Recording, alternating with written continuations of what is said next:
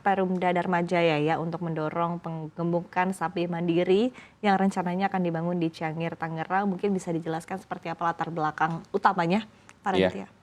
latar belakang utamanya tentunya adalah kita ingin menjaga kemandirian stok dan efisiensi biaya operasional tentunya. Karena dengan membangun fasilitas pengemukan di sana, Dharma Jaya memiliki kontrol penuh terhadap suplai dan juga ketersediaan daging untuk warga Jakarta. Oke, baik. Nah, untuk stok sendiri begitu ya di selama bulan suci Ramadan, kemudian juga menjelang Lebaran, kemudian juga kita ketahui bahwa Jakarta juga melalui Dharma Jaya baru-baru ini juga mengimpor ribuan ekor sapi ya dari Australia.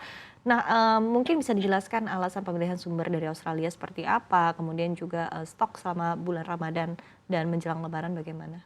Ya, pemilihan sapi dari Australia itu memang karena ada beberapa faktor. Yang pertama adalah faktor keamanan dan geografis. Eh, Faktor geografis ini memang penting karena lokasinya yang paling dekat dengan Indonesia. Jadi dengan jangka waktu yang relatif pendek, stres yang dialami oleh sapi-sapi itu akan menjadi sedikit lebih rendah dengan kalau misalnya ini lebih jauh. Oke, baik baik. Nah, kita lihat juga mungkin untuk kriteria pemilihan negara sumber sapi begitu, apakah ada pertimbangan kualitas, genetik, kesehatan, atau mungkin ketersediaan volume? Ya, tentunya itu. Jadi kita juga harus memastikan dari aspek keamanan dan itu termasuk kesehatan, volumenya dan juga keberlanjutan dari stok yang ada di negara bersangkutan. Kalau Australia kan sudah memang terjamin untuk stoknya. Oke oke, baik. Nah, untuk kerjasama dan hubungan yang terjalin sejauh ini begitu dengan Australia seperti apa? Secara teknis ya untuk pemasok sapi di Australia atau mungkin juga dengan negara-negara lain seperti apa, Pak Radi? Ya, kita memang ada kerjasama kemitraan strategis dengan beberapa kota sister city di Australia, dan ini tentunya juga menjadi dasar kerjasama untuk meningkatkan kepercayaan dunia internasional, serta memastikan proses impor ini tetap berjalan lebih terkontrol dan profesional. Karena kita ini kan yang pertama sejak Pak Gubernur, Pak Pramono ini, setelah 28 tahun ini yang pertama kali kita Oke. bisa mengimpor lagi.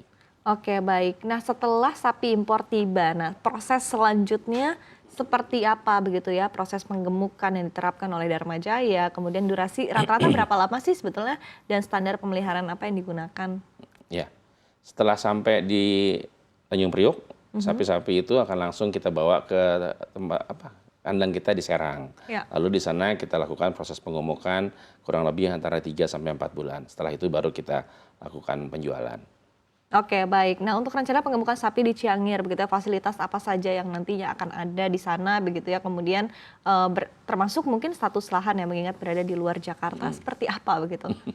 Ya, Ciangir ini sebenarnya walaupun ada di luar Jakarta, tapi tanahnya memang sudah milik Pemprov DKI Jakarta. Jadi rencananya memang ini adalah fasilitas mandiri, tapi kita juga tidak nggak menutup kemungkinan untuk bermitra dengan rekan-rekan yang berminat gitu ya. Nanti kita pelajari itunya skemanya. Dan fasilitas yang ada di sana selain kandang juga nanti akan dibangun pakan untuk gudang pakan, pengolahan pakan, dan juga mungkin rumah potong juga nanti akan ada di sana. Jadi itu integrated nanti insya Allah. Oke, tadi artinya terbuka juga kerjasama begitu dengan mitra-mitra begitu ya. Nah, Iya, spesifiknya kerjasama dalam hal apa begitu yang dinanti oleh Dharma Jaya? ya mungkin dalam hal investasi ya, dalam hal investasi. Baik itu infrastruktur maupun nanti dalam hal kerjasama penjualan atau pemasaran. Oke, baik. Tantangan yang dirasakan begitu dalam proses penggemukan sapi, terutama mungkin dalam hal pakan ataupun juga dalam hal logistik, seperti apa sebetulnya? Ya betul. Memang kendala yang paling sering kita hadapi adalah fluktuasi harga pakan. Karena ada beberapa bahan baku yang memang masih kita impor juga. Dengan kondisi seperti sekarang tentunya ini akan menjadi tantangan juga buat kita. Selain itu juga tentunya logistik, yaitu kendaraan-kendaraan pengangkut dan lalu lintas yang saat ini contohnya nanti pada saat mendekati Lebaran kan pasti akan ada batasan-batasan untuk kendaraan-kendaraan ini. Kita sih berharapnya untuk bahan pokok itu tetap diberikan keleluasaan. Oke, oke. Untuk pakan sendiri begitu ya, kombinasinya seperti apa? Kombinasi pakan itu bermacam-macam. Jadi ada dari hijauan, ada juga dari